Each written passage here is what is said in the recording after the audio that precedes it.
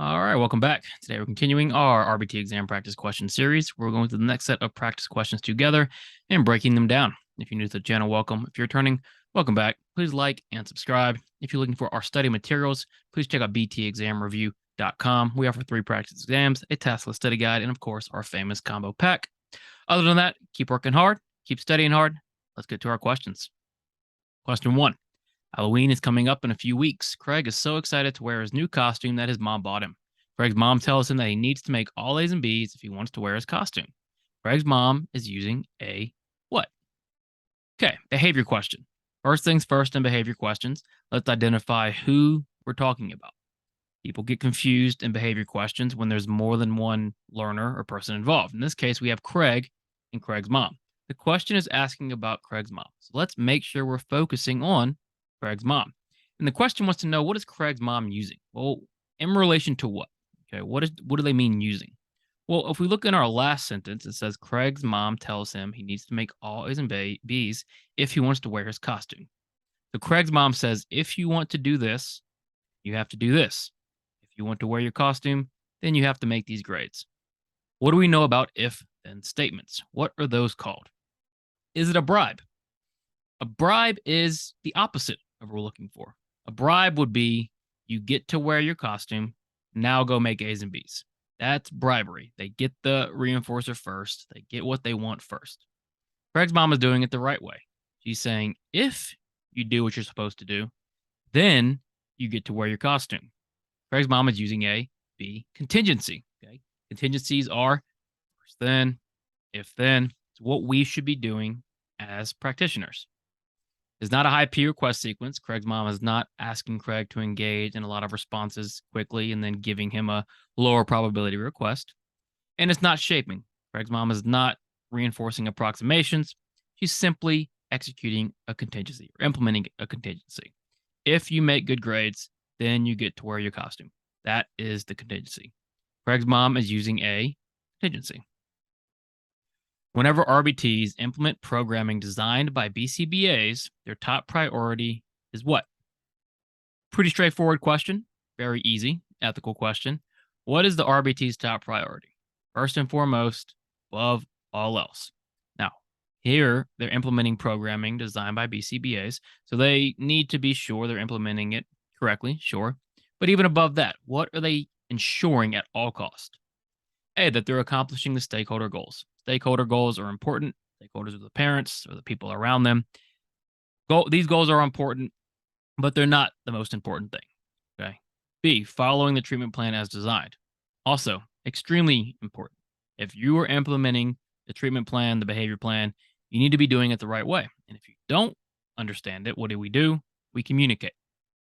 C, protecting the client. Yes, top priority, above all else, do no harm, protect the client. Do they need to protect themselves? Sure. Do they need to accomplish stakeholder goals? Absolutely. You have to follow the treatment plan as designed. But above all else, your top priority is always, always, always to protect the client. Whenever RBTs are implementing programming, their top priority is C, protecting the client. Meaning, if you see something in that treatment plan that you think is wrong or you think is off, you need to say something. Our task list, our ethical code, emphasizes communication for that reason. Last night, it got down to 30 degrees in Minnesota. Lisa had to turn her heater on for the first time to get rid of the chill. Getting rid of the chill serves as for turning on the heater. So, we're getting rid of the chill, right? Let's break down this as far as ABCs goes. The antecedent is it's 30 degrees in Minnesota.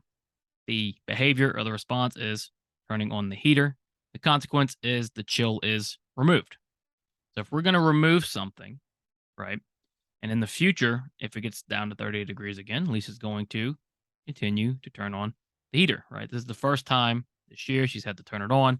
In the past, she's turned the heater on when it got this cold. So getting rid of the chill is what? Well, it's maintaining that behavior. It's increasing that behavior. So it's going to be reinforcement. Are we getting rid of it or are we adding it? Well, we're clearly getting rid of it, right? It's a pretty easy question because it uses very explicit language. So when you're getting rid of something, is that positive or negative? It's going to be negative.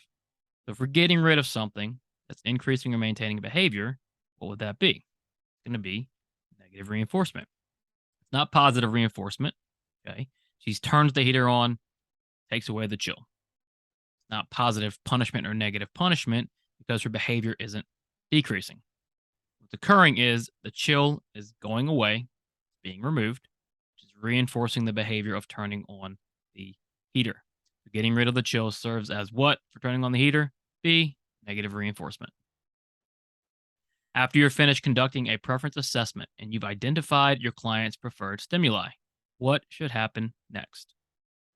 Think for a second about this. Don't rush to the answer choices. Think. What do we know about preference assessments? Through preference assessments, we identify preferred stimuli. Toys do you like? Candy do you like? What do you like? When we identify preferences, use preference assessments, are those preferences reinforcers? Not. They're potential reinforcers. It's a very important idea that you need to ingrain in your head, right? Preference assessments and reinforcer assessments, two different things. Preference assessment comes first. What do you like? After that, we want to use them as reinforcers, but before we can do that, what do we need to do? A, start using those stimuli as reinforcement. Well, we can't do that yet. Just because they like them doesn't mean they're going to work for them. You might like Diet Coke. Are you going to complete an exam for it? Maybe not. So we can't just start using them as reinforcement until we do something else. B, design a token economy and pair the stimuli and tokens. Again, when we design a token economy, we need to pair our tokens with reinforcers. We don't know yet if these are reinforcers. All we know is they're preferred. C, conduct a punisher assessment. Not what our goal is at the time, right? We're looking at preferences. So D, conduct a reinforcer assessment, is where we should go next. We have our preferences. We've got our preferred stimuli. Now we need to go in and conduct this reinforcer assessment to see what stimuli are actually going to change our clients' or learners' behavior. Once we do that, then we can do A, we can do B, we can move on. But we go preference assessment, then we go reinforcer assessment. After your last in-home session with your client, the client started rubbing and touching their face several times per minute. You report this to your supervisor, who asked you to define rubbing and touching. Supervisor is looking for what? As an RBT, when you first identify maybe a new behavior or behavior you haven't seen before, typically you'll be asked two things. What does it look like? What's the function? Those two things should always be what you're looking for as a technician. So in this case, your client's rubbing and touching their face several times per minute. Your supervisor asked you to define this rubbing and touching. What are they looking for? Are they looking for A, the topography? The topography, it's how the behavior looks. Or are they looking for how the behavior looks? Yes. Can you define rubbing and touching for me? What does it look like? Well, they open palm on their hand, move it back and forth in a repetitive motion, something like that.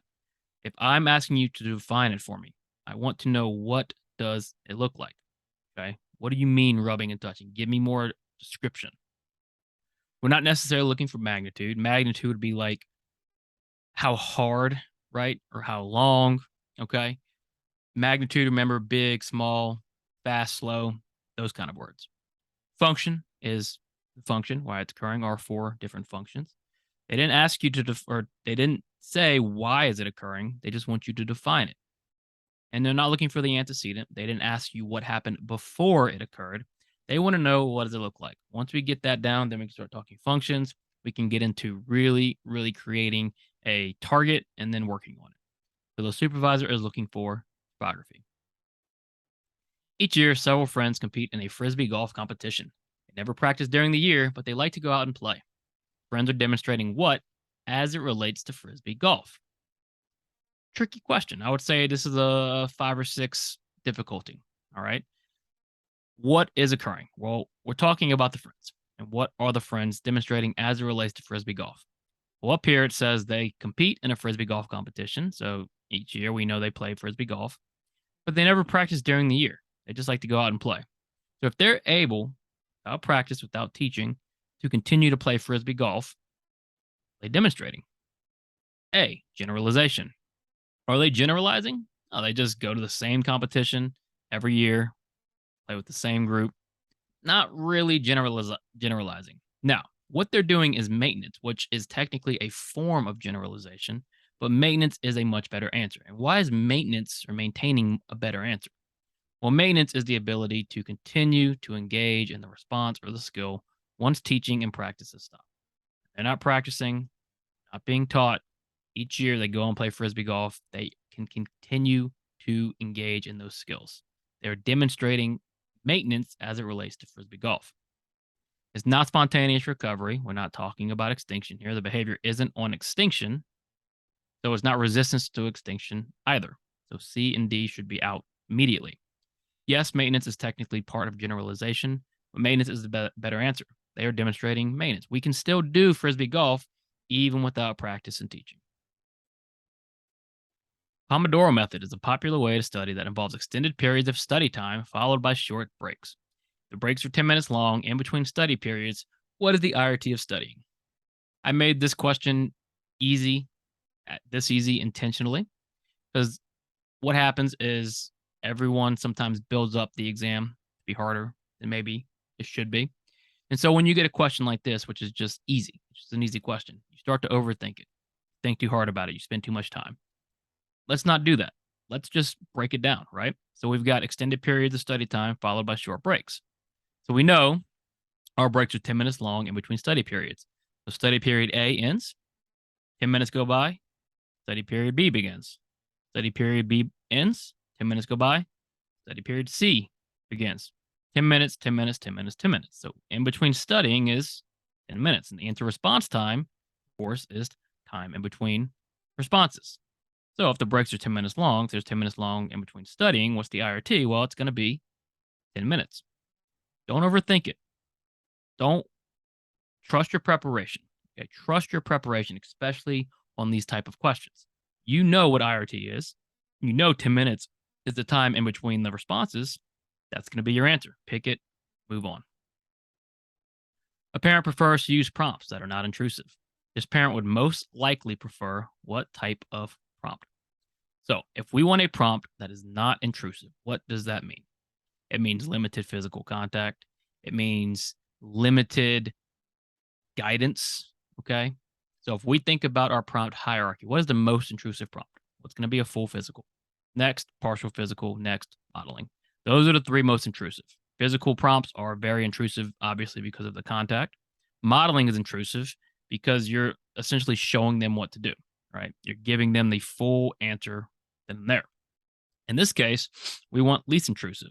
Now, the next type of prompts, verbal prompts and gestural prompts, these type of things, much less intrusive, right? So if we look at our examples here, what type of prompt would this parent prefer? Well, not a partial physical. They don't want intrusive, so we don't want any contact. So hand over hand is out as well.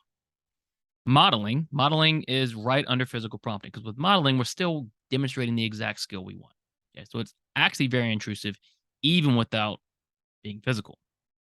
So gestural compared to these three is going to be the least intrusive. If anything, the parent will prefer gestural. Does it mean it's going to work? No. But if that's what they prefer, we need to at least try it first and then reconvene. The parent will most likely prefer what type of prompt? D, gestural. Every day for 2 hours, all the clients at your clinic get together to engage in social and group work. Type of measurement that is used is play check, which is most related to what other type of measurement? Play check, very underutilized word. You might not be familiar with it. Hopefully you are. If not, this is why we do it, right? Exposure, exposure, exposure. Play check just stands for planned activity check. It's used in group settings, okay, to observe and measure multiple learners at once. And how does it work? With play check, we set a timer. When the timer goes off, at the end of the timer, we look up and we look who's engaged and who isn't. So we can take, a class of 20, 5 minutes goes by, I look up who's engaged, who's not. Now, what does that sound like? We have an interval, and at the end of the interval, I'm looking up to check on the behavior.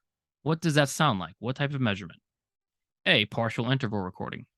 Well, partial interval recording, we have intervals, but we're recording and we're observing the entire interval, right? If the behavior happens at all, then we mark it down. So it can't be this. B, whole interval, same thing. We have intervals, but we're observing the whole interval, and if the behavior happens the entire time, we mark it down. Play check, we're waiting to the end of the interval to look. And so if we look at momentary time sampling, that's what's most related to play check, because momentary time sampling, we have an interval, At the end of that interval, we look up and check to see if the learner is engaged. Play check is very similar to that. End of the interval, we look up who's engaged. This type of measurement that is most related is momentary time sampling. Rate is continuous, play check is not, so these are not related at all. The type of measurement that is used, play check, which is most related to C, momentary time sampling. Awesome. Thank you so much for watching. Please check out btexamreview.com for all of our study materials. Check out our YouTube membership. Like, subscribe, hard, study hard. See you soon.